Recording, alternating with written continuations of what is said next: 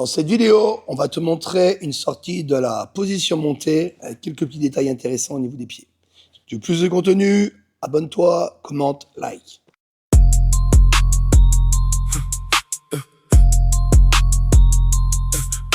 Donc déjà, dans cette configuration, il va falloir éviter à tout prix que le partenaire remonte sous les aisselles. Okay. Pour ceci, en aucun cas, je vais repousser avec les mains là, ou les mains sur les hanches.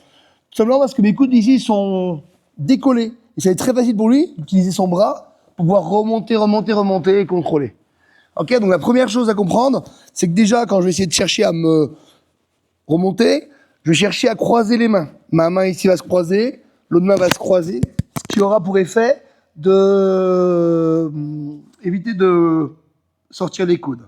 Au niveau des pieds, il y a plusieurs possibilités. Il sait que quand je suis dans cette position-là, je peux avoir la facilité de pouvoir ponter, etc. Il se peut que le partenaire vienne chercher à croiser au niveau des chevilles, ok, et tendre les jambes. Là, je dois à tout prix enlever ces crochets avant de faire quoi que ce soit. Pour enlever les crochets, en aucun cas, je vais chercher à tendre les jambes vers l'avant, ok, parce que ça va bloquer. Par contre, je vais chercher à ouvrir sur l'extérieur. Dès que j'ai réussi à ouvrir un crochet, tout de suite, j'ai cherché à positionner mon pied à plat au sol pour pas qu'il puisse revenir mettre ses crochets. Je vais pareil de l'autre côté, je tends et je reviens. C'est la première solution. Si le partenaire a plutôt l'envie de chercher à crocheter ici, ce que je vais faire, je vais chercher en fait à ramener mes pieds pour chercher ici à ouvrir. Ok ? Et pareil, je repositionne mes pieds au sol de façon à ce qu'il puisse plus remettre ses crochets. J'ai remonté, j'ai réussi à déconnecter les jambes. Ce que j'ai cherché à faire ici.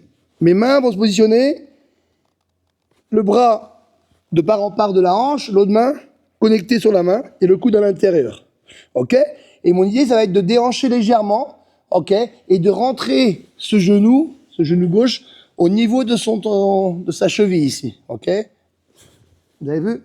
La jambe opposée va faire un arc de cercle. Je récupérer son pied, là tranquillement. C'est facile pour moi de me mettre dans la demi-garde. Je contrôle le bras pour éviter qu'il me mette le crossface. Je contrôle la distance. Et ce que je peux faire, c'est positionner mon genou en e-shield.